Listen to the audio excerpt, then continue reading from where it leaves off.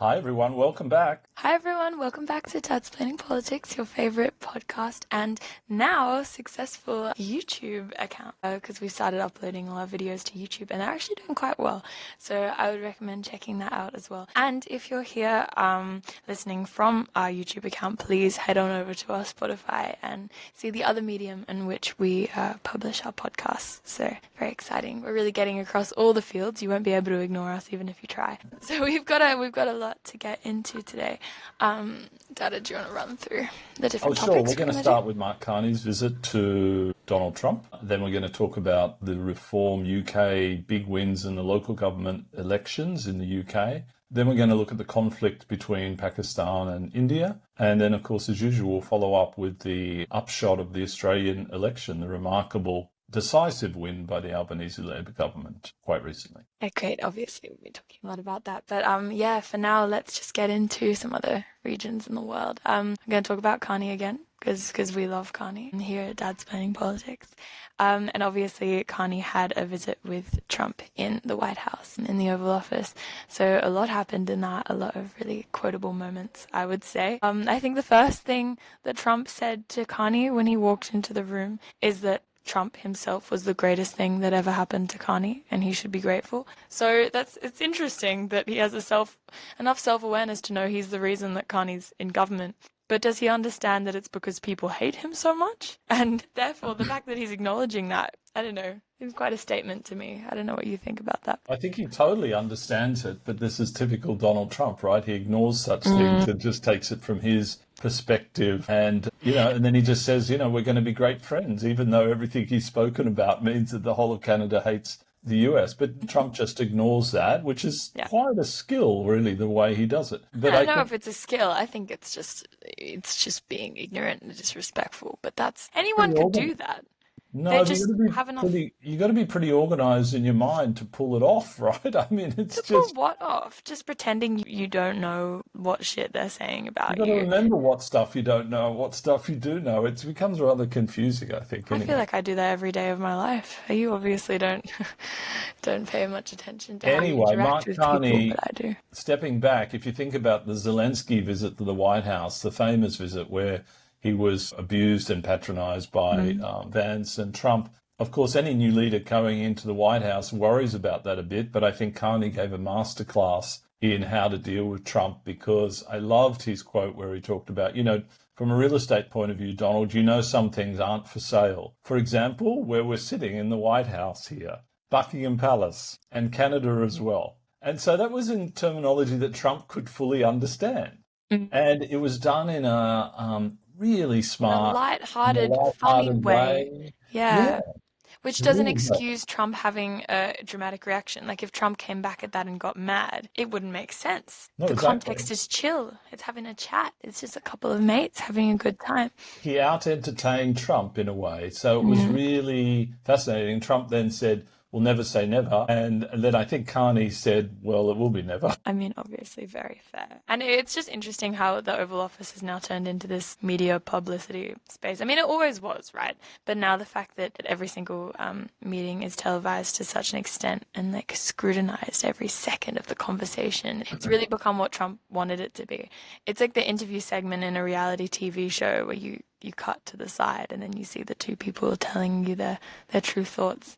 Because Trump just tells you whatever he's thinking, even if everyone's hearing it. He tells everyone.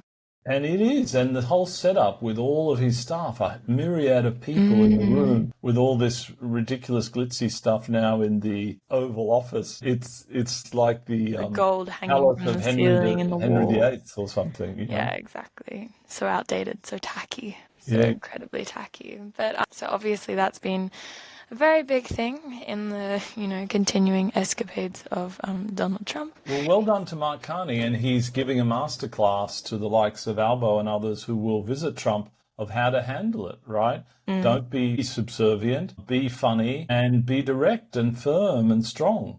Yeah, exactly. And see what happens. I think Trump responds to that. Yeah, like don't get down on your knees, like don't belittle him, don't do any of that. Just talk to him like another guy, and that's what he really respects. I mean, it probably helps that Carney is a big businessman, and so he has respect for that. He doesn't have respect for other politicians. That's true, actually. That's probably an interesting Because point. he respects money, right? And then Carney is like the physical manifestation of money. And he respects winners, right? He's just won a Mm, big electoral mandate, which is yeah. why Albanese will be in the good books as well, because a big mandate. Trump respects that. Yeah, I mean, well, just to touch on that quickly before we move on, because when we talk about the election later, we won't be talking about Trump. But I'm sure that everyone's seen the clip of Trump being asked, "Oh, so Albanese has now won the Australian election. What are your thoughts on that?" And Trump going, "Oh, yeah, he's a good guy. We have good chats. I like him very much. I don't even know the name of the person who was running against him." And the irony that Dutton is what has been called Timu Trump, and that he has just been trying to replicate Trump from day one, and that's what his entire policy was based off, and that Trump doesn't even know who he is. It's like, that's gotta hurt, man. Like, when you base your personality off someone and they don't even respect you for that, kind of I know. cuts deep. Very sad. Very Yeah. sad for Peter Dutton. I'm very sad for him. But that's nice. Apparently, our two leaders have a good relationship then. Albo's been really not toeing the line. So, Absolutely. So, shall we move on to reform in the UK? yeah. Just as a little bit of background for listeners, those who are not up to date with this, Nigel Farage is the leader of Reform, which is really a right-wing party, right of the Conservatives, and they just had local government elections, and Reform did incredibly well. The Conservatives were fundamentally wiped out. Labor, there was a huge swing against Labor, because Labor is perceived as not moving quickly enough and being too complicated in their strategy, etc., if I'm summarising it. So all the fears now in the UK, if this sort of movement was replicated in a general election, Farage could well be the Prime Minister of the UK. And a little background on Farage. If you don't know too much about UK politics, you may know far more than we do, but just in case you don't. So Farage is essentially responsible for Brexit. That was his main thing. And then his whole issue became when he actually got Brexit to happen and the referendum happened, they decided on it, etc., etc. He no longer had a policy to stand for because his sole policies seemed to be leaving the EU and Britain becoming an independent nation once again. And so once that happened, his nationalistic, very patriotic self declined to stay in politics any longer, left the UK to deal with the problem of Brexit, left, people such as Theresa May and David Cameron was still at the very beginning of it, right? To deal with the problem. And he just fucked off with his family and went on holiday for a few years. And now he's decided it's time to get back into politics. He saw a gap. He saw that the Tories are hated right now, and he saw that the Labour Party is hated right now. So he came in, and they have swept up so many seats. And it's really quite a scary situation because I don't know what you would call them, the equivalent of the AFD. I mean, they're not that bad, but they're pretty right wing. No, They're I not. wouldn't say they're as bad as the AFD. I wouldn't say they're as bad at all, but I'm saying if you had an equivalent in the UK, that's what they would be. Sure. And they do have a lot He's of never, racist he's, policies. I mean, he's, that's what they're built off. as usual, he and the Reform Party just say, Britain is broken. They don't offer any solutions to it apart from cutting immigration and these right-wing calls to action. So it's fascinating, and nobody's ever held him to account for causing Brexit and the issues of that. And the challenge in the UK is neither Labour nor the Conservatives are willing to say we should be closer with the EU and move beyond Brexit, which is the only way for the UK to get the economic growth they're aspiring to. They had really poor growth. Labour is trying to improve it. But fundamentally, the only way to improve that is to have a closer relationship with the EU. And whilst ever Labour and the Tories don't do that, Tories are the Conservatives, I think it leaves it open for Farage and Reform to come right down the middle of them. Yeah, and the irony, obviously, is that they want nothing to do with the EU, but people are going to see the Tories and Labour not doing anything, just sitting around waiting for someone else to make the choices, and yeah, Reform will just come in and sweep it away from them quite easily. And that is quite a terrifying situation, to be honest. I mean, it's just because I don't think they could run a government very well. They don't have the practical experience. They have no real policy that their one policy is to just make the UK great again, make it great again. Again, Farage is a really effective communicator in the school of Trump. He cuts through. He speaks simply. The average person can really relate to what he's saying. And this is a real message for Keir Starmer and the Labour Party and the Conservatives in the UK. I think, Carney and Albanese did a good job in their elections to speak clearly and get real points across that had an impact in the electorate. I mean, I think that Carney did, but I would also say that Albo is just lucky that he was against Dutton, because I don't really think it was a vote for Albo as much as it was a vote against Dutton. Right, it was choosing the lesser of two evils. And we made a big statement that we didn't want that type of Trumpian politics in Australia. I think that people do like Dutton, but also there's a lot of sectors like in Australian society that don't like him very much. There's even big portions of Labor who don't think he's been progressive enough, and then the Liberals obviously hate him. Massive amounts of the population have problems with But Albo. he's captured the middle ground, which is why he's been incredibly successful. Anyway, we'll get on to Australia in a minute, but I mean, look at Tasmania as an example there. So yes, it'll be interesting to watch this space in the UK in regard to reform. And of course, the Conservatives have Kemi Badenoch as their leader, is seen as rather ineffective at the moment, right? Not getting out there and representing what. And it seems like the Conservatives are scared because Reform would like to join the Conservatives and they'd sort of take them over. And this is really tragic because the Conservatives are one of the oldest democratic parties in the world, right? Successful political parties in the world, and look what they've come to. Yeah, definitely. Yeah, it's quite an interesting situation. I mean, it feels very similar to what's happened with the Liberal Party almost, as in the Tories haven't headed that far right yet, but the way that they've been demolished, and it's really turning the UK into potentially a five-party system, which is a massive change for a parliamentary system that is traditionally only for two parties, right? Yeah. To have five parties competing and getting similar shares of the national vote is remarkable, really. It is. Yeah, that's never happened before in English history, so we'll see what happens there. So watch this space. Let's move on to India and Pakistan. For those of you who may not know, of course, India, the subcontinent, was a part of the Empire of Britain, and many, many years ago, more than 50 now, they separated that into Pakistan and India.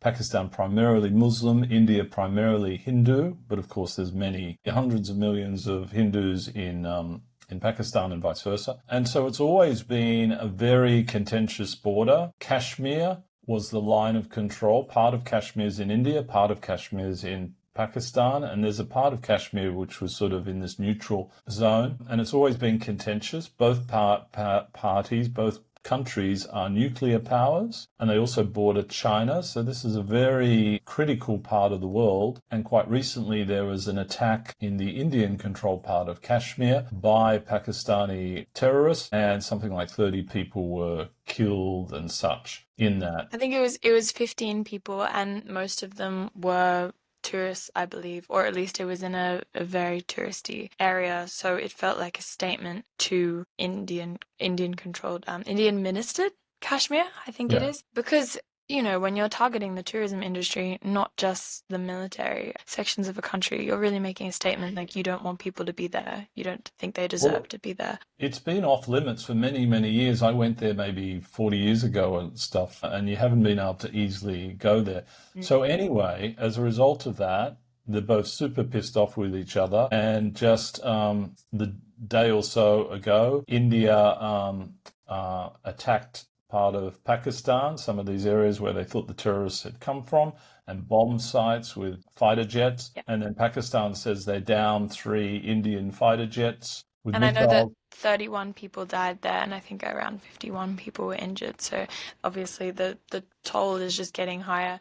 And I was looking at some experts just looking at the situation, how it will progress. Everyone seems to think it could escalate very quickly. So I think that foreign policy experts around the world, diplomats and the like, are starting to get very worried about the situation and doing everything they can to remedy it before it gets worse. So I think there's been a lot of statements being put out across the world, including Penny Wong, on the situation, and that we should really direct our attention to it. So direct your attention to it, I guess that's what we're saying. The challenge is, Freddie, there's so many flashpoints in the world. If you think about Israel and Gaza, and if you think about the Ukraine and the Congo, as you often speak about, and then Pakistan and India, and without the US leadership, who is filling that void of trying to keep these things under control apart from the UN and various middle powers. It's a scary situation. Yeah, obviously it's a scary situation. I mean, this stuff could have easily happened otherwise. But yeah, the presence of a major power kind of looking over your shoulder, being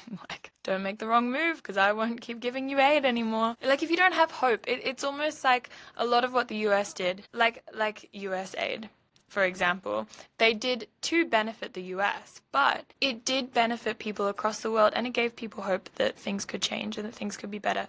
And then when you have someone like Trump in charge, it kills that hope. And then all these places across the world that like people are suffering and feeling pain and they want to get revenge on other groups, they start thinking, we don't have hope anymore. It's never going to get better. So why don't we just conflict? Why don't we just kill each other? And that's just a really depressing thing, right? So I think we can see that consistently across the world. It's very true. Yeah, maybe we move on from that topic and we'll go more into it next week when I'm sure a lot of stuff will have changed, Okay. and we can give you some All real right, so let's come back comments. to Australia and the upshot of the Australian elections. Mm-hmm. Some seats are still being counted. Tim Wilson won back the seat of Goldstein from Zoe Daniels. So all credit to him. He was the member before then and he lost it to Zoe Daniels, the Teal. And I hear he's been working for the last year to win that back, just won it back. But he's a Liberal moderate, and it's probably good for the Liberal Party to have someone of his ilk back in the party. I mean, it's an interesting situation. I think we've seen a lot of Liberal members who have lost their seats and then given up on politics altogether. So it says something about him that he was persistent enough to come back and try again. You know, that his ego wasn't hurt so easily, like a lot of other people. No, as exactly. well. Exactly. And then Bradfield, close to us, is still being counted. It looks like the Liberal candidate, Capsirian, is in the lead versus the Teal. But again, it's very, very close. I mean, it's a matter of 60 votes separating them last time I looked. And then I know that the Greens think that the seat of Melbourne is still up for debate, but basically every polling site and political expert has said that it has gone to the Labor candidate and that Adam Ban has lost his seat. But the Greens, I think, up until a few hours ago at least, were still defending the fact that he may still win the seat, even though he's 2,000 votes behind. Because the idea of him losing, I guess, is so insane to them that they don't even want to consider it. There you go. Adam Bant and Peter Dutton can have lunch together and commiserate. Sure, that would go great. Where would they even eat? It would have to be like half a vegan steak restaurant, half vegan restaurant. They'd have to like meet in the middle somewhere. Bant could surely get like a falafel wrap, and Dutton could get some steak and fries, and they could sit on a bench together, something like that. Yeah. How lovely. Get along so well. But it's interesting, isn't it, that he lost his seat, right? And so what does that say about people's appetite for the Greens, right? Well, no, but it is a really interesting thing. Like I mentioned in the last episode, the Greens did still secure 11.8% of the national vote. That's only like 0.05 or something less than they secured last election. And when you think of the massive decreases in votes, like for the Liberal Party, it's not like the Greens and the Nationals, etc. It's not like the Greens are losing votes like that. They're not. They're actually consistently keeping the same amount of votes. It's just that some electoral boundaries shifted, and it's more like this is an average vote across the entire country rather than having a majority vote in certain electorates. So they'll actually have their biggest Senate count in history, the Greens, because obviously the Senate is based off how many votes you get, like nationally, and then proportionally you get given that many seats. So it does reflect the fact that even though they got 11% of the national vote, they only got one seat. It feels a bit of a disconnect there somehow. And I know that the one candidate who did get her seat, she resembles a Teal in quite a lot of ways.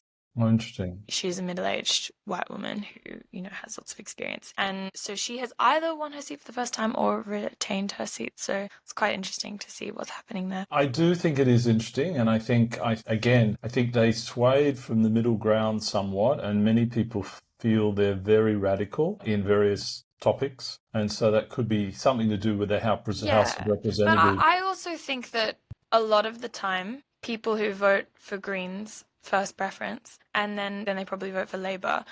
those people, even if they would have voted for Greens, saw the fact that they didn't want Dutton to get in, right? That's They true. saw this horrific possibility that resembled what they saw in the United States, and they thought, no way are we letting that happen. So I think it's entirely possible that traditional Greens voters would have voted Labour instead, because a lot of the time their votes are, then rechanneled and given to Labour So in a way, what you're saying, regardless. Albo benefited from Trump, but Adam Bant might have been punished as a result of the Trump Yeah, I think so scenario. because they're on that side, and the Labour and the Greens often do work together in some sort of capacity. So I think if I was a Greens voter, I would have likely voted for Labour instead in order to make sure that Albo was the Prime Minister and I not mean, Dutton. look at Tasmania, all red, and Albo took the captain's call to support the salmon industry against many The salmon. environmentalists, against the Greens, etc., Yeah, that's shocking. against a lot of Labor people. And electorally, he was correct. He won all seats in Tasmania. And had he not done that, if Tanya Plibersek had had her way and he hadn't overruled her, they wouldn't have won all those seats in Tasmania. Okay, but side note, because I don't think you know much about the salmon industry, but it's actually pretty horrific. I know it's Like, pretty horrific. Yes, I've okay, read I about it. know, but I just think that that's really important to mention. Like, it's really shocking. This is what I mean when I say that Labour has moved incredibly far to the right from what they used to be.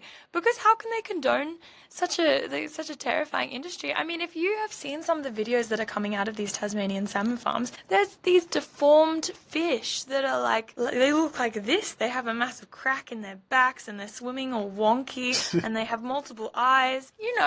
It's I kind of don't think I want to terrifying. eat Tasmanian salmon. They've probably done huge damage to the attractiveness of people eating Tasmanian salmon. Probably their sales are going to decline, right? Well, definitely. And I mean, this is the thing. This has been something in the general consciousness for a while now. The fact that this salmon is not quality and it's diseased, and fish farms are not generally good quality either. Fun little fact for people, they feed all of this salmon special food that dyes the flesh a salmon color because most of the time it would come out grey if they weren't doing that. So Uh, next time you're going to the shops and you're buying Tasmanian salmon, believe me or not, do some research for yourself on the internet. It's all grey and diseased. They're just dyeing it so you don't know the Terrible. I'm going to buy difference. Atlantic salmon from now Yes, please do. But like a lot of it isn't that safe. We're really getting a bit dire with our food sourcing now. But yeah, that's interesting. Obviously, that Labor to that policy point, and I thought Tasmanians were a little bit And more organic so, and environmentally focused than that.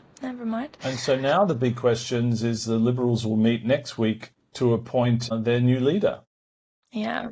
And so that's going to be very interesting. I hear it's a three-way race at the moment, and so that will be interesting. My theory is this in terms of the Liberal Party: they should choose their deputy leader, a woman. They should implement quotas for I women don't in the think they should party. choose a woman. They need to really think about all their policies, and I think they should separate from the Nationals for at least a period. I think that the Liberal Party, who they are, if we're just talking, without any emotion in it, just hypothetical scenario, I think that their best chance of getting a vote is to definitely choose a man. No way. And for that man to then input gender quotas into the Liberal Party. Because too much too soon, these people are going to have a heart attack. Like, they have swung quite far right in this recent election, and obviously with the defeat of the moderates in the last election. So the idea of having that many women in high leadership positions, it's a bit too much. But Susan Ley is a good candidate. Yeah, but they don't care if she's a good candidate or not. Yeah, but Angus Taylor is too close to Dutton. He was hopeless in terms of his financial strategy or policy strategy. He doesn't seem very smart. I mean, I don't disagree with you, but I don't think it's unlikely So that they would therefore, pick Dan him. Tehan should be the candidate because he's the third, right? He's sort of middle of the road Yeah. scenario there. But the interesting thing is, even the Nationals are already talking about maybe they should separate and run Nationals candidates in urban seats against the Liberals, etc., going forward, right? So it's going to be really interesting to see how that whole thing comes to the fore. And the Nationals already saying they want to keep the nuclear policy. and others saying not. So you can imagine it's going to be a messy situation for Liberals going forward. But as someone would say, people wanting to go into politics who have their ideology aligned to the Liberal Party, it's probably a good time over the next few years, because as things swing back, there might be some opportunities. I suppose you're strangely excited about this. I'm just gonna accept the fact that we have a Labor government, feel a bit relieved about that, have a look at what the Labor government is doing wrong, continue to critique them in that way, and hope that the independents keep standing up for what they believe in and pretend like the Liberal Party is not a problem, because we have enough going on in the world that I don't need to worry about them winning You the don't need to next worry election. about them for a while, at No, least. let's take what win we can get, take this win, be happy with our government, and talk about everything else, because yeah, there really is a lot going on. And I think that's mostly everything, unless you have That's anything it for else to add. today. Thank you for listening. Remember to please follow us and tell your friends about us. Subscribe to us on YouTube. Yeah. And make sure you also put questions in the chat. We'd love to be able to answer some of your questions. We're looking at guest speakers we're going to invite on soon to follow on our Kylie Tink interview. And we'd also love to get to a point where we just do question sessions at one point. But we need to get some questions from all of you. So please do so on Spotify. We have been YouTube. getting a few questions on YouTube, to be fair. Okay. I'll give credit to those guys. So we appreciate you. We see you. Basically, welcome to the family if you're watching this episode for the first time. And we're excited to see you next week. Thanks all. Bye, Freddie.